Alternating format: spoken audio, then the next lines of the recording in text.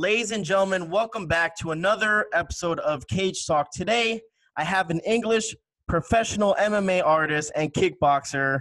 We competed for the UFC, Bellator, Cage Rage, Strikeforce, Elite XC, Show XC, Cage Warriors, Cage Contender, Shark Fights, Pancrase, Impact FC. I mean, we have the 2008 King of the Ring, multi-welterweight champion, King of the Ring European multi-champion, 2014 contender promoting kickboxing welterweight champion, former Cage Rage welterweight champion, and Cage Rage British welterweight champion. We got Paul Daley. Woo! That was a hell of That's the intro. That's the intro. That's what's up, man. That is your career, man. That's why. Again, it depends on the fighter and stuff. It depends on how much stuff I have to look up and stuff. But again, a hell of a career so far, and it's an honor to have you on, man. Yes, sir. Thank you very much for the invite. No problem. And how's everything over there, especially in the UK, man? I guess it's the same world over, man. It's different. It's different, but we're getting through it. It's different. Definitely. All right. Let's start it off, man. Let's just dive right into this. A lot of requests for you to come on the show. A lot of people want to know your backstory and where you came from. So again, what got you into mixed martial arts, man? What was the kind of the first stepping stone? To be honest, I've always been a martial arts fan. So like my dad, we went through the especially in the Caribbean community in the UK. I think it was worldwide. I think you had Afro Samurai, you had all of that. My dad was big into martial arts, Jackie Chan, Bruce Lee. He thought he was a drunken master. He's like, so I came up watching those kind of films, but on the flip side, away from the films, he was a big boxing fan, massive Mike Tyson fan. Definitely. So I had that influence as well. So my initial exposure to martial arts and fighting was through Mike Tyson and through films. Definitely. Yeah.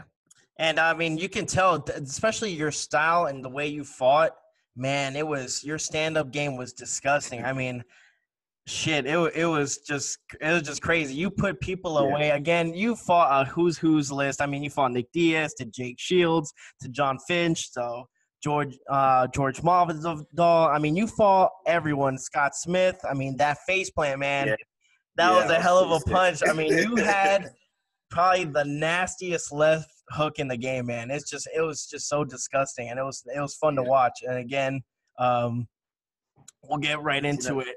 What was what's funny? What's up? The thing about the left hook is everybody knows it's coming. So I had to start bringing in flying knees and elbows and spinning shit just to keep people guessing. So well shit. I mean, like we said, the flying knees land. So that's one thing that's kind of, it's very hard for someone to kind of like, especially if you know it's coming. Like you said, like everyone said, the left hook, but people would eat the left hook all the time. Like. It just something the way you threw it, man. The thing about, I always say, like, the thing about fighting me is it's always a nerve-wracking experience because I'm a knockout artist. So I kind of feel for these guys sometimes because they know they're in there and the only way they're leaving is by KO. So they don't know what's going to happen. They don't know if it's now or when it's coming, but they know they're going unconscious. So it's a mad situation to fight me, definitely, man. That was one thing about you that was always, as a fan, it was always fun to watch, man. You always brought your A game and stuff like that. So your first debut was in 2003, and it was in Cage Rage, right? I think. It might take you back a little bit, but shit makes me feel old. But I remember fighting in like a dusty hall somewhere. It might have been. It wasn't Cage Rage. My debut was on another show here in the UK. It was I think it was in a pub or somewhere like that. Shit. Yeah, it was people smoking. It was. I think it's there on my record, but. Yeah, my Cage Rage is really kind of like where I sort of found my way as becoming like a personality in the sport. So Cage Rage was was a little bit further on. Before Cage Rage, I had a few fights here and there. I think I didn't move to Cage Rage till I was around at fight number 7, maybe. I'm going to say. So that was your amateur fights were like around 7 fights, and then you went to Cage Rage? No. So I had 14 amateur fights. Okay. Another thing is like, so in the UK when MMA started out, obviously even now the amateur scene is where it is now is good. You have the IMAF or whatever it's called, IMAF or whatever. So okay. you have a solid setup. But back in the day, there was a show called KSBO, and it was only in Nottingham that they did it. So all of the UK, it was only in my hometown where they ran that show. So it's a bit of a, it was a bit like destiny and such. So I found the show. There was no headshots. It was striking, takedowns, and submissions, if you knew submissions at the time. So it was like interesting. Yeah. So that was my amateur career. And then carrying that forward, I probably had about 14 fights with no headshots like that. Okay. But I still class my first 14 professional MMA fights was still amateurs in my mind, because I jumped straight into it. Like by fight number 12, I was fighting Dave Strasser, and the last guy he fought was he was fighting George St. Pierre. So that was like my fight number 12 was Dave Strasser. He just fought George St. Pierre over at the UFC. So I came up pretty quick. But yeah, Cage Rage where I sort of got the idea like I could be something in the sport. So definitely. And then Cage Rage, how many fights did you have in Cage Rage? Because I know your first debut, you had a TKO victory over, I think his name was Jess Loudon. Yeah. There we go. There we go. Sorry, I had a brain fart. Yeah. So. Yeah. Memories again. Jez Loudon he was a little bit further on. I think he fought in Pancrase in Japan at the time. Yep. He's actually an actor now. He's in some Hollywood movies starring with Helen Mirren and stuff like that. So he's doing pretty well now. But yeah, previous fight, I watched him. He got his nose broke. So going into the fight, the game plan was to just hit him in his nose. Which was, so I think the fight went to the ground. I landed one shot to his nose. It broke it, and the fight was over. So it was all good. All right, man. I'm glad I'm bringing you back to memory lane, man. As you can tell, like I do the show just because I appreciate the sport. I appreciate the athletes. I think you guys need to get more recognition that you guys really do. Unfortunately, man. But all right, let's keep going, man. I like especially talking about some old school stuff and like that. So after the Cage Rage, you obviously went to the UFC, right? Yes. All right, the UFC. But before Cage Rage, we had the Elite XC experience. So there we go. That's another one. So that again, that's a fortunate experience because Cage Rage kind of led me on to Elite XC, and obviously But gotcha. Kimbo Slice. So like, I had some opportunities. So shout out to Gary Shaw and all of the Showtime staff over there because. Obviously, I was with people like Gina Carano, obviously gone on to be a massive movie star. Kimbo Slice, RIP, went on to be a huge international sensation. Yeah, fighter and sensation. So, and a bunch of other names I fought with. So, my career is sort of like, I've been lucky in a way that, because the UFC did come to me at Cage Rage, but I was just always, I wasn't keen to go there yet. I still thought I was a little bit too fresh. But then the opportunities that came to me sort of put me in a better position post-UFC because I was able to sort of grow my own brand, grow myself as a fighter a little bit more away from the UFC so that when things went mad over at the UFC as they did, I'm still able to carry on my career and I'm still here. So I'm fortunate in that sense. Yeah, that's one of the things I do kind of, I'm proud of you for, especially a lot of people after the UFC, whatever happens in the UFC, they usually don't bounce back or they usually kind of fade away. But man, I think that's when your career just started to go even higher, man. Like when you did in Bellator and Strikeforce and all that stuff. I mean, that's what made you who you are. And especially we're going to talk about that. I mean, like you said, Elite XC, and then you went to UFC. UFC, your first bout was on UFC 103 against Brian Foster, but he pulled out. Martin Campen came in. Yeah. You kicked his ass, TKO. Yeah. I remember that fight. It was awesome. Yeah. And then after that, it was like your fights were coming, but like people were like dropping, and then you were like getting like replacements. So another person, UFC at 108, Carlos Condit was supposed to fight. Yeah. He got out. Dustin Haslett, I think, and then you beat him. The only problem was the making weight. Yeah. Right. And do you know what? Even now, like, I don't know. Maybe that's the part that I've always found most difficult is the making weight. I've never even had a nutritionist until now. I'm starting to work with a nutritionist, so hopefully this last fight will be smoother than the previous fights. But yeah, there's always been that issue with the weight. But was it because what do you normally go? Like, what's your weight usually? Like normal weight? I'm not a big guy, but I'm just a heavy guy, man. My family we just got heavy bones. I don't know. Okay. Maybe I'm walking around at about 88 kilos. So it's not massive, but I'm just and you got to remember my early fights. So like those first 14 fights away from the amateurs, they were at middleweight. So I was 5'9", fighting 84 kilos, fighting big guys. So yeah, so those first 14 fights, I turned pro at maybe 21, fighting pro rules, maybe 19, 20, but I'm fighting fully grown men that really they understood the sport a little bit more better than me, and even then they were cutting weight. I was just a kid who liked to fight with a martial arts background. Definitely. And that was it. It's like a little bit of a tear up, as we say. So, yeah, man.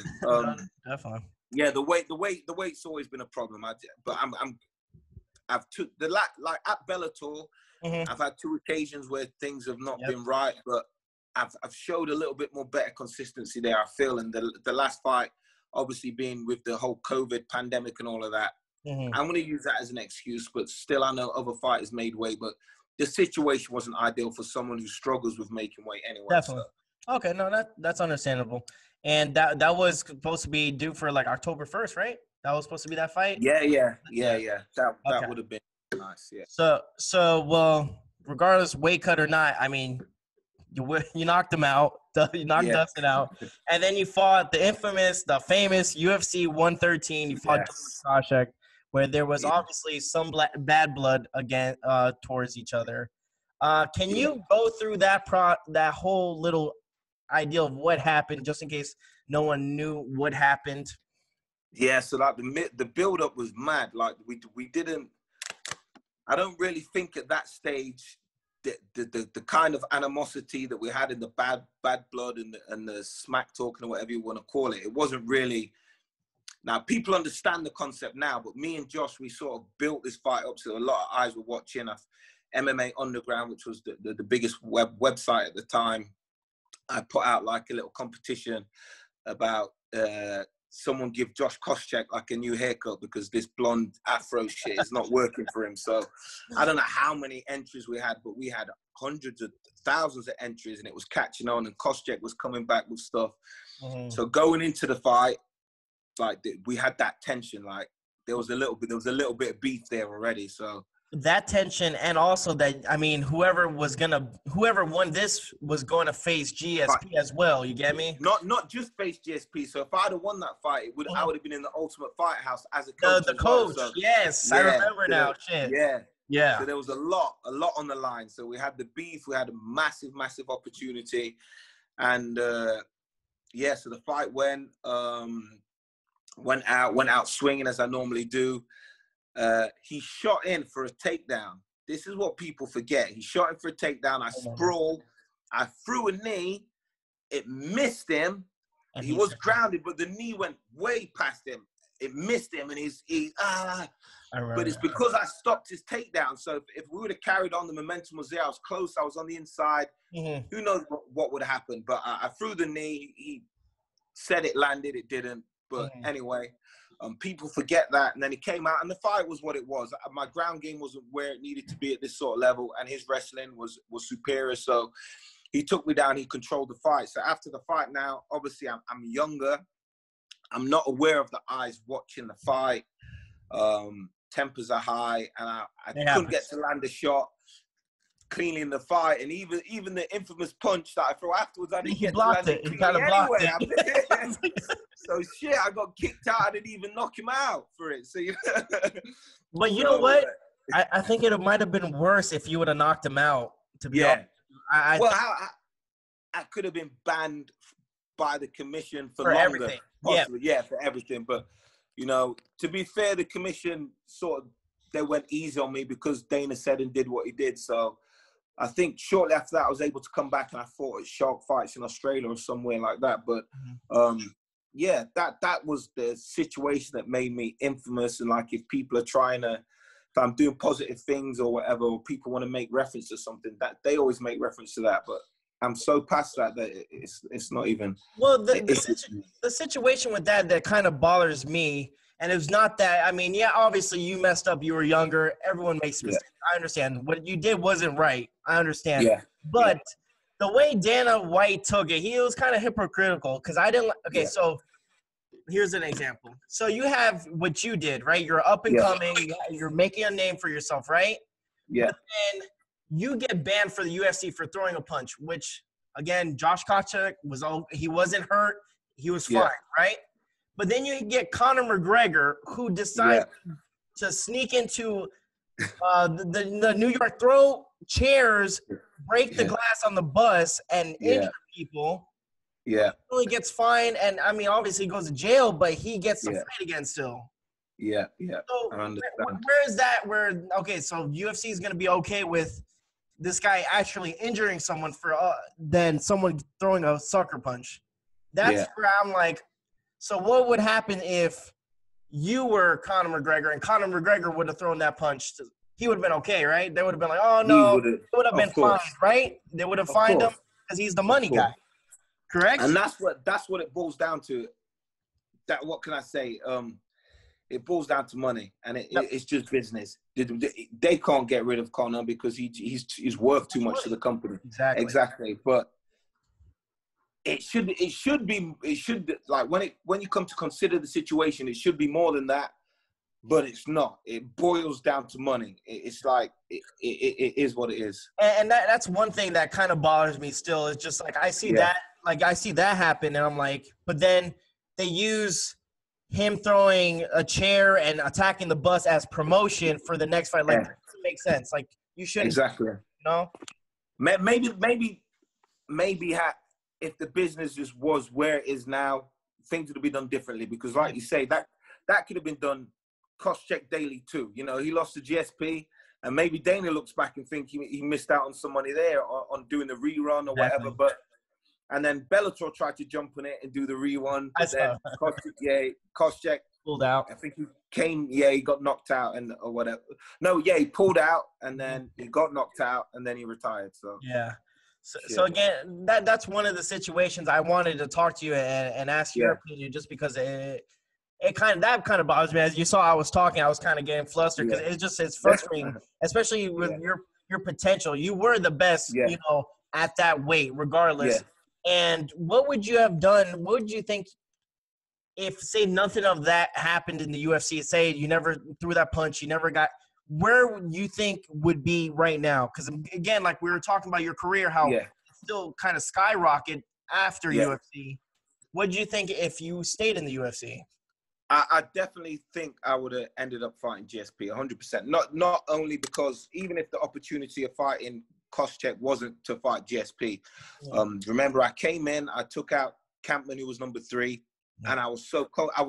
I didn't do it. I was confident in doing it. It wasn't like, oh, this is a big opportunity. I knew I would smash this guy. I was, and the same with Dustin Hazer. And if I wasn't so naive towards my approach to training, and if I had it as I have it now, then for sure I'm fighting for the title. I'm consistently I'm number 1 contender. I don't know, or maybe I beat GSP with the right preparation.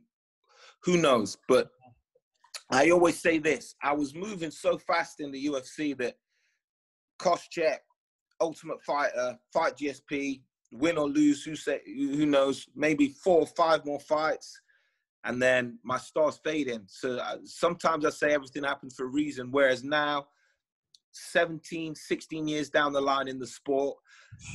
The people that were with me in the sport are retired, and the people that used to watch me, who I influenced getting into the sport, I'm fighting on the same card as them. So I've sort of, like, I'm sparring a guy, and when I was cage rage world champion, it was a big thing. It was on Sky Sports. He was 12 years old. He was watching me. He was 12 years old. That's crazy, man. It's a circle of life, bro. Exactly. So I'm happy in one way that I was able to have the career that I had, the longevity, because I feel like maybe I was moving fast in the UFC. It was number 3 guy, Dustin Hazer, fighting to be on the Contender show and the Ultimate Fighter show and fight GSP then. Who knows? So, well, especially the way you fought too, to be the longevity, like you said. I mean, that brawler, I mean, that's rough, man. That's a rough lifestyle to live, man. But again, after that, you've done so many organizations. I mean, I think I spent like 10 minutes listing everything that was, that you did, and then you went to Strikeforce, and again, your debut, man, Scott Smith. Again, he's another brawler, nasty fighter, just base plant. I remember watching that fight not too long ago, man. So again, how was Strikeforce? Because again, like all the organizations, Elite XE, UFC, now we go to Strikeforce. How was Strikeforce, man? Yeah, Strikeforce was a good experience. Like I say, with Strikeforce,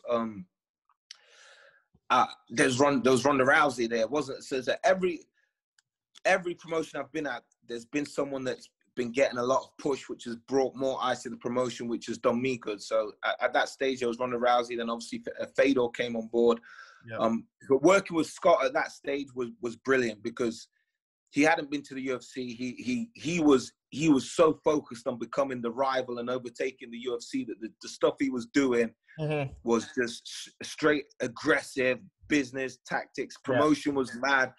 Tournaments and big entrances, and it was completely different to the UFC. So I like my position where I was over at Strikeforce. And again, Scott's he makes matchups that he knows people are gonna like. So you got me in there with guys like Scott Smith. He put me in there with Dwayne Ludwig, Nick Diaz, all these guys that he knows we're gonna put on a show, which again did my profile. It did it good. So at that stage, me and Scott, we were 100% on the same page, and we was doing good things over there. Yeah, man. Like I said, there's not one boring Paul Daley fight. That or it didn't end in a knockout. That's the thing. And that's where fans appreciate that, a lot. Don't get me wrong. No one wants to see a boring fighter, but again, you have to fight your fight. You get what I'm saying? And of course, 100%. You got to do what you feel like it's right and what's the right tactics. But again, loved watching you. And now we come to Bellator. Right? You said you already announced it. That was going to be your last fight, right? This is going to be your last fight. No, it's my last fight. At the time of announcing it, I was in a place like I just had a bad weight cut. Like I put a lot into the fight, and I always had the plan of retiring at a certain stage anyway. So we're around the time where I plan to retire anyway. And with this whole COVID thing, I know everybody, including myself, was under a lot of stress. So some decisions push more forward than they would have been. I wanted to have 3 more fights with Bellator and then step back. But the way things are, dude, I need to start putting things in place for my retirement now. Like those 3 fights might not come. I might only have 1 more fight anyway, whether I retire or not, like the way things are working out. So I think with me retiring, announcing retirement, get this fight done, it's going to give me more time to focus on definitely your next career, basically. Exactly. And that's 100%. That's one thing that's pretty interesting when I talk to fighters and stuff. I recently had John Finch on, and he just retired, and we talked about his retirement. He was just saying, how he kind of had this set already in motion. He had already some wheels ready. So again, just getting ahead of the ball when you can. Exactly. Not retiring and then trying to start over, because that's where exactly. And you know what? Just exactly that. You need to have shit in place. The last thing I would want to be is one of these statistics where you see these athletes who have done well, achieved well in their sport, You come and do a catch-up show or some shit, and he's living in a trailer with no job. His kids and wife have left him. He's got holes in his shoes and shit. You know? Yeah, that's like something like fucking like a high school reunion and shit, and everyone else is doing good, and you're doing the same fucking job. Like, you don't want to be that person, man. You don't want to be that guy. Don't want to be that guy, like, doing the same shit 10 years ago. Like, what are you doing now? Nope, same thing. Yeah, I get you. That's understandable, man. And yeah. So your last fight, do you have an opponent like set in mind, or is kind of who they're gonna give you, or just because of all this COVID shit, you kind of don't know? I don't know. Ideally, you see, especially on my Instagram, I've been pushing for the Pace fight in the UK with the audience because it should have the first time round. It should have happened in the UK. That was weird. Yeah, if they do that in the UK, you'll see. Everything will change. My approach to the fight will change. The energy and the build-up will change because you got to remember, this is where we're from. We've got certain groups and connections that are behind us that would make the event in itself. You'll see that you'd see that in the build-up. So it was just a mad thing that they did it out in America, but so that would be ideal. That would be your next fight that you would want. Would be that's probably what I'd want as a retirement fight. Whether it works out that way or not, you know, I've been speaking to my management, speaking to Bellator, and you know, putting the feelers out there, trying to get people engaged and behind it. But I don't really know if it will work out like that. So I'll fight whoever, and we'll see who they put in front of me. But I'll fight whoever. I just want to get this fight done and you know, see what's next chapter what. of your career. Yes, definitely. Exactly. And again, whoever you're fighting, man, you know, I'll be rooting for you always. Hopefully, again, we all want, you know, everyone else to ride off in the sunset. We've seen a lot of fights, you know, John Finch to Randy Couture lose their last fight and retire. But I hope that you get this, man. Hopefully you have no regrets and you're done with sports, you know. That's a lot of people. They still have a lot of regrets. A lot of fighters I've talked to. Yeah. And that's why they end up coming back and fighting again, because they still have that itch to fight still. So hopefully once you're done, man, you put the gloves away and then, you know, start your career with your family and enjoy it, man. Enjoy 100%. And another thing, like, I'll say this for the guys in retirement and the guys that are coming back and the guys that are looking forward. One of the things you have to do, which I've noticed, is you have to withdraw. As much as you love the sport, you got to withdraw from it completely. Don't be a commentator. You got to have a separate career, because that urge to come back when you're around the sport, it's going to pull you back. And that's when you're going to come back and get your ass knocked out. So I'm telling you, be a realtor, get some property, I don't know, be a school teacher, do some charity work, do something away from the sport, or you're going to come back and get your ass knocked out. Again, the sport evolves every day, man. So much. It's so crazy how it evolves. And like you said, that's some good advice to people that are retired or that want to try to come back, man. Just leave it. Just do something else, because shit, I spoil these young guys and I'm like, damn. Exactly. So, and they say it like, that's why I got to give props to guys like Bernard Hopkins and people like that. Even though they've been selective in the fights they take when they're at 50 and 48, like, to do it at that age is still amazing. Ridiculous. Yeah, exactly. So, like, me, you're not going to see that from me, because the young guys are ready to catch me up, and I don't want that embarrassing ending. So I'm going to step back, I don't know, and do something else. All right, man. Again, thank you for coming on the show, man. You're always more than welcome. I do appreciate everything that you done for the sport, everything. You left it all on the line. And again, I'm looking forward for your last fight, and I wish you nothing but happiness, brother. All right? Thank you very much, brother. Hey, thank you, Paul. Have a good one, buddy. Take care. Nice one.